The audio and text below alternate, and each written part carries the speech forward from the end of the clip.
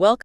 Today, we're going deep into a story that sounds like it's straight out of Hollywood, but it's chillingly real. We're talking about the 2015 Dannemora prison break, Clinton Correctional Facility, New York, maximum security. And this wasn't just, climbing a wall. This was two convicted murderers, Richard Matt and David Sweat, tunneling out, Yeah. engineering their way out. Yeah, it's often compared to Alcatraz, Yeah. even Shawshank. But what really stands out here, and what we're going to unpack, is how it wasn't just about the inmates' ingenuity. No, it was also about, massive failures inside the prison system itself. Complacency, corruption.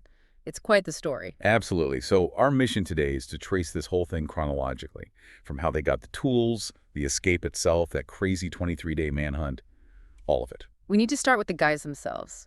Richard Matt and David Sweat. Very different individuals, but together. A dangerous combination. Extremely dangerous. Yeah. Matt, he was serving 25 to life for murder, known as a manipulator and an escape artist already. And Sweat. Serving life without parole for murdering a sheriff's deputy. He was the planner, the meticulous one. Understanding who these two were is crucial to understanding why this escape was so, terrifying for everyone once they were out. Okay, let's dig into Richard Matt first. Sources call him the brutal persuader. That 25 to life sentence barely scratches the surface, right? Oh, yeah. Decades of crime. Burglary, assault, rape. He'd even escaped from other facilities before Dannemora. This wasn't his first rodeo. But the crime that landed him that sentence, the 1997 murder of William Rickerson, the details are just horrific. They really are. Rickerson was his former boss. Matt and an accomplice kidnapped him. Didn't just kill him. No, they drove him around for, 27 hours? Yeah, something like that. From New York all the way to Ohio and back. The whole time, Rickerson, 76 years old, is locked in the trunk, and they're stopping periodically to torture him. It's hard to even process that level of cruelty, breaking his neck, dismembering the body. And then dumping the parts in the Niagara River. Pure brutality. And And that wasn't even his only murder. right, he fled to Mexico after that. He killed again down there in 98. Stabbed an American engineer, Charles Perot, during a robbery in a bar. So he served time in Mexico first, then got extradited back to the U.S. in 2007 for the Rickerson murder. And even during that U.S. trial, you get a sense of how dangerous authorities thought he was. They made him wear a stun belt in court. A stun belt. And they had snipers positioned outside the courtroom. They were convinced he was plotting another escape. Even that, they knew his history. So Matt is this volatile, coercive force. Then you have David Sweat. What's his story? Sweat's different. Serving life without parole, no chance of getting out. He had a rough childhood, definitely violent tendencies. But his crimes, even early burglaries with his cousin, Jeffrey Nebinger Jr., they were known for being intricately planned. He wasn't just smashing windows? No, multi-stage operations, reportedly very detailed. His life sentence came from the 2002 murder of Broome County Sheriff's Deputy Kevin Tarsia. They were caught moving stolen guns, right? Exactly. Pulled over. Instead of giving up, Sweat just opens fire. Hits Deputy Tarsia multiple times. And then ran him over with the car. Just unbelievably cold. Then his cousin, Nebinger, shot the deputy twice more in the face. Yeah. Just horrific. Sweat pled guilty to first-degree murder, avoided the death penalty, life without parole. So you've got this contrast. Matt, the impulsive manipulator, the guy who'd escaped before. Yeah. Sweat, the meticulous planner, the logistics guy. And somehow these two end up not just in the same prison, but as neighbors. Right. They actually became friends inside and successfully asked to be housed in adjacent cells. In the honor block, which sounds ironic given who we're talking to. Extremely ironic. And this honor block was, it was a massive security lapse waiting to happen. It was supposed to be for inmates with good behavior records. Their privileges, looser rules. Exactly. They could be out of their cells most of the day. Yeah. Access to cooking areas, TVs, showers, card tables. It basically gave them an operations center. And the time. Uninterrupted time together, to plan, to work. And crucially, time for observation. Sources say they realized they were walking over the very pipes they'd eventually use in their escape route every single day in the yard. So they got the layout just by being there. Pretty much. Getting cells next to each other gave them the physical proximity to work on Sweat's cell wall and the honor block's lax environment. That gave them the cover. The official report later said they did it almost in plain sight. Chilling, they just needed the tools. Okay, so they're neighbors. They have the time, they have the cover. Sweat, being the planner, apparently spent about 6 months mapping out the physical escape. And the route itself, It's like something from a movie. It started with cutting a hole in Sweat's cell wall. Yeah, a steel wall at the back of his cell, about 2 foot by 2 foot. Supposedly heavy steel plate, rivets, the works. Getting through that was the first major step. And behind that wall, That led them into these utility tunnels and catwalks that run behind the cell blocks. Spaces that were meant to be secure, checked regularly. but clearly weren't. Clearly not. And these catwalks gave them access to the prison's guts, essentially, including the large steam pipes underneath the facility. Which became their highway out. But cutting into a massive steam pipe, that sounds incredibly difficult. And loud. Monumental task. We're talking a 24-inch diameter pipe, thick steel. Plus, it would likely have been hot, maybe pressurized. The noise of sawing that. How did they possibly manage that without anyone hearing? They had to be smart about timing, working during noisier periods, shift changes, maybe when other machinery was running nearby. Anything to mask that sound. And the debris cutting concrete steel? Yeah. That leaves a mess. A huge mess.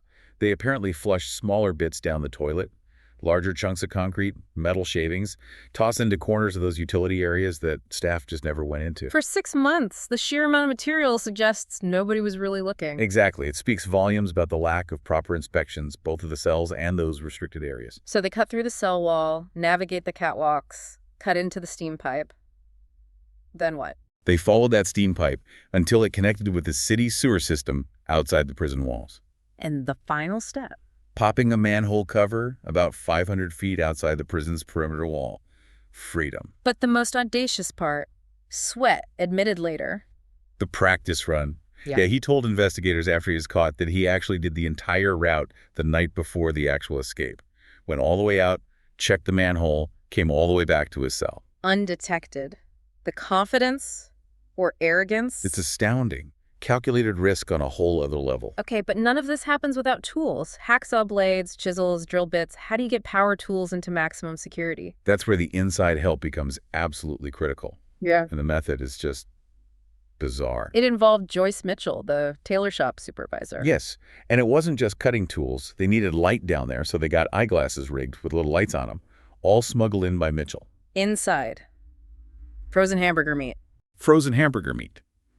Because Matt and Sweat were on the honor block, they could get supplies for the cooking area.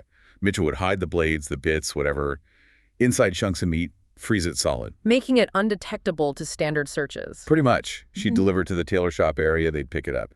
Ingenious, in a horrifying way. So the night is Friday, June 5th, 2015. They do their last count at 10:30 p.m. And sometime after that, they make their move. Through the hole, down the pipes, out the manhole. And nobody knows until Until the 5:30 a.m. bed check the next morning, Saturday. And even then, it wasn't like a guard physically saw an empty bed immediately. these dummies or something. Yeah, the old trick. Rolled up clothes or blankets under the covers, enough to fill a quick visual check, which apparently was often all that happened. It wasn't until someone found that open manhole cover outside the walls, 500 feet away, that the alarm really went up. Exactly, an external breach. That's when panic mode hit. And they left that note. Oh, yeah. Taped to the pipe they'd cut. Have a nice day. With a little cartoonish smiley face. It's just a final insult, a taunt. Completely. Basically announcing, we beat you. Governor Cuomo flew up there almost immediately, saw the route himself. He called it elaborate, like something out of a movie. And the 23-day crisis began right there. So power tools, months of work going unnoticed. The focus instantly shifts to who helped them inside. And two names surface, Joyce Mitchell and Jean Palmer. We'll start with Mitchell. Civilian supervisor, tailor shop. She was way more than just the mule for the tools. She was deeply involved emotionally, wasn't she? Especially with Matt. Very much so. Yeah. They leveraged her position, her trust, Yeah. maybe her affections. Yeah. She wasn't just bringing in contraband. She was supposed to be the getaway driver. That was plan A. Meet them at the manhole at midnight. Yep. She's supposed to be there with a car, ready to drive them away, but plan A fell apart. Why? What happened? She panicked. On the night of the escape, she apparently developed severe chest pains, checked herself into a hospital. A panic attack. Seems like it. She later told investigators she just couldn't go through with it. Said she loved her husband, Lyle, and felt too guilty. That guilt, that last-minute breakdown, is probably the only reason she wasn't driving them towards Mexico or Canada that night. Absolutely. But the whole situation was incredibly dark. It wasn't just about helping them escape. There was talk of, well, getting rid of her husband. They discussed murdering Lyle Mitchell. Mitchell confessed they did. Matt apparently called Lyle the glitch, the obstacle in their plan. And Matt gave her pills. 2 pills, supposedly to knock Lyle out so she can make the getaway. She said she considered it, but eventually threw them away. Wow. The level of manipulation Matt must have exerted, and her husband knew nothing. Completely unaware of the escape plan, the affair, the murder plot. Nothing. Mitchell was arrested about 6 days after the escape, promoting prison contraband, criminal facilitation, looking at up to 7 years. Okay, so that's Mitchell. What about Gene Palmer, the corrections officer? Palmer's case highlights a different kind of failure.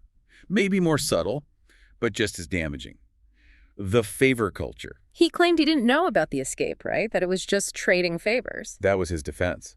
He admitted smuggling things from Matt, mainly in exchange for Matt's paintings, which were apparently quite popular inside. What kind of things? The frozen meat with the tools from Mitchell, definitely.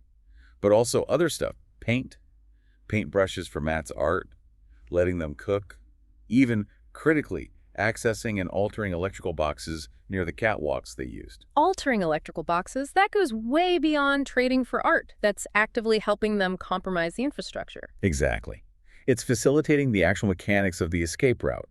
Whether he knew the full escape plan or not, his actions directly enabled it. This whole quid pro quo system, inmates basically bribing guards with small favors or goods. The Inspector General's report absolutely slammed this culture, said it eroded boundaries, gave inmates control over guards, total breakdown of professionalism. And Palmer tried to cover his tracks. Yeah, after the escape, he apparently tried to destroy the paintings Matt had given him.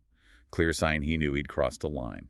He was charged to promoting contraband, tampering with evidence. So the escape wasn't just through tunnels, it was through loopholes created by compromised employees. Precisely. Built on a foundation of complacency and corruption. Okay, so Matt and Sweat are out. 2 convicted murderers loose in upstate New York. The response must have been massive. Unprecedented, really. Yeah. Over 1,500 officers descended on the area. State police, FBI, U.S. Marshals, Forest Rangers, Border Patrol, ATF, you name it, they were there. Combing through that terrain. The Adirondacks, that's dense forests, swamps, rugged land, especially near the Canadian border. Incredibly difficult terrain. The search area eventually covered over 10,000 acres. And coordinating all those different agencies must have been a logistical nightmare. Plus, the public fear factor. Oh, huge. Governor Cuomo went on TV, warned everyone these guys are extremely dangerous, likely to kill again. Schools closed, roads were blocked off, Route 374 was a major one. People were terrified. And the state put up a big reward pretty quickly. Started at $100,000, went up to $150,000 for information leading to their capture. They were pulling out all the stops. But those first couple of weeks, Yeah. it sounds like they were just chasing shadows. Pretty much. Lots of tips, lots of dead ends. Early on, a big focus was near Willsboro.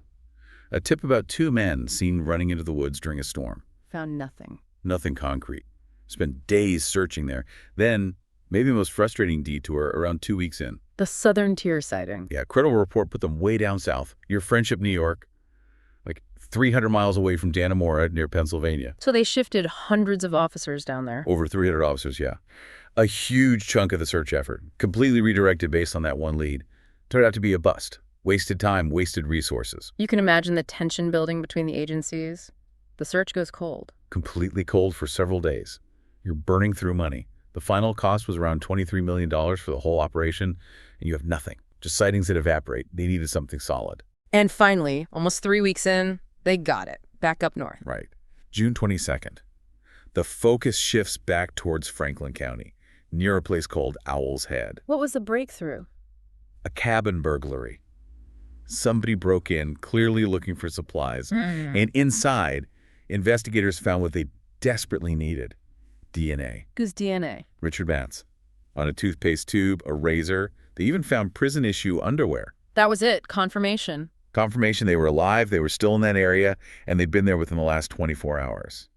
Everything changed then. The search suddenly had a laser focus. They knew where to look, and they knew the fugitives were surviving by breaking into cabins. The net started closing in. So the DNA hits on June 22nd.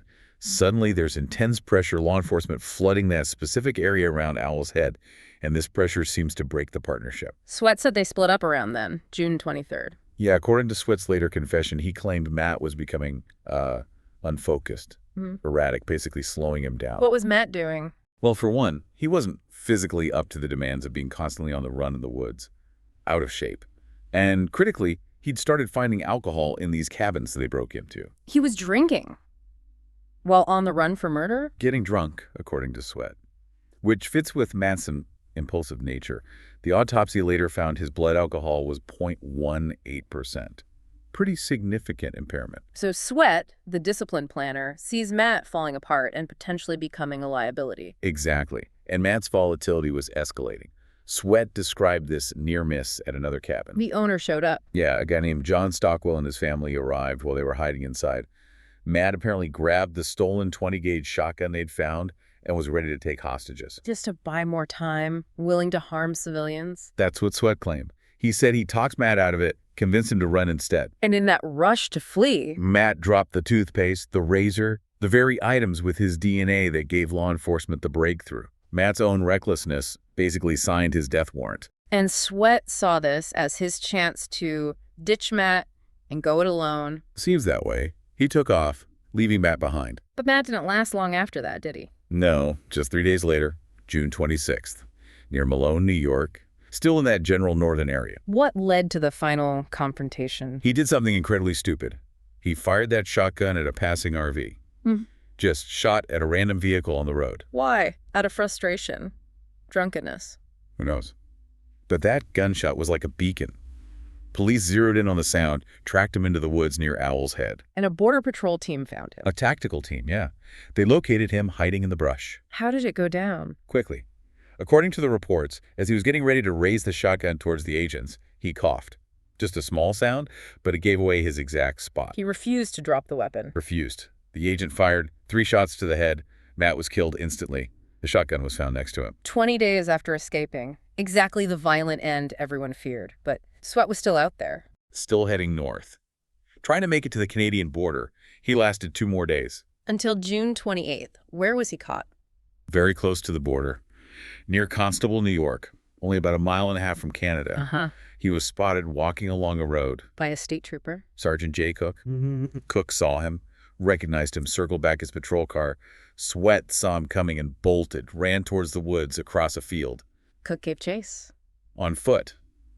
Cook, who happened to be a firearms instructor, took aim as Sweat was running away. From how far? 73 yards. A remarkable shot under pressure.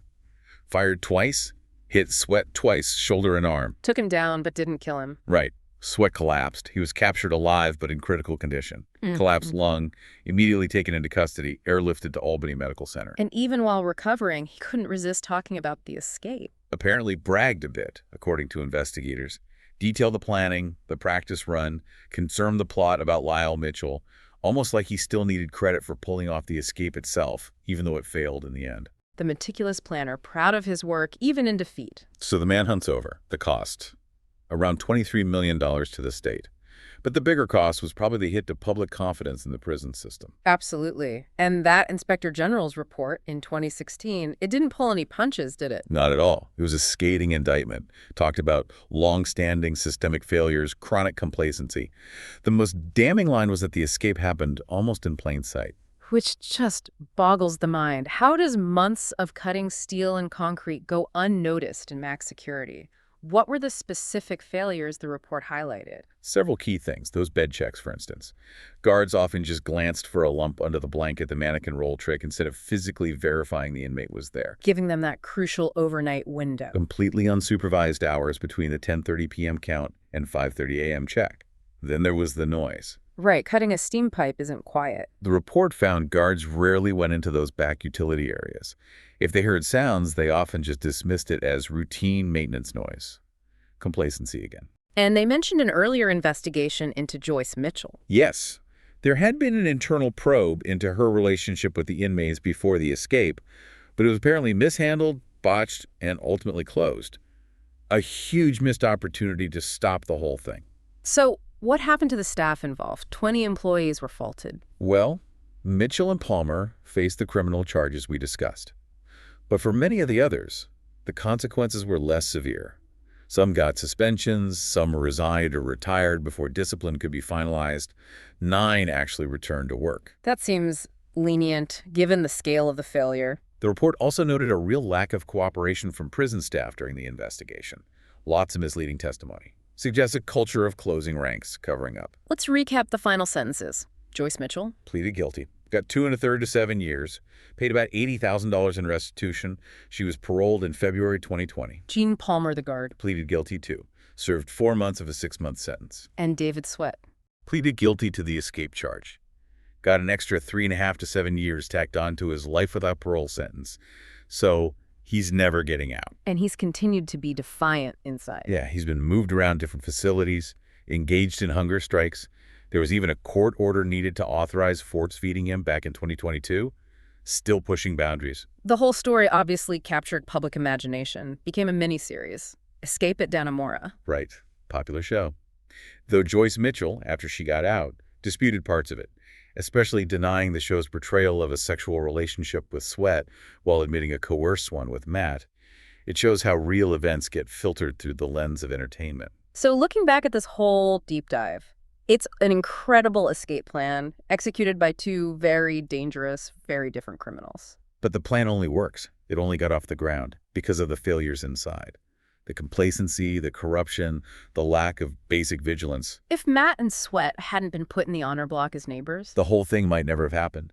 And if Mitchell hadn't had that panic attack. they might have gotten clean away, at least initially. And if Matt hadn't become so self-destructive in the woods. Maybe Sweat makes it. It underscores that maximum security isn't just about walls and steel. It's about the people. The human element, the weakest link, it really makes you wonder. And that brings us to our final thought for you. Sweat said he ditched Matt because Matt was too erratic, too dangerous, and ultimately led the cops right to them with that DNA evidence. So imagine if Sweat had managed to separate from Matt earlier. Or imagine if he hadn't made that final mistake walking along the road in daylight just a mile from Canada. Could he have made it? Could this incredible escape have turned into one of those great unsolved mysteries, a true vanishing act? Something to think about. That's all the time we have for this deep dive into the Dannemora breakout. We'll see you next time.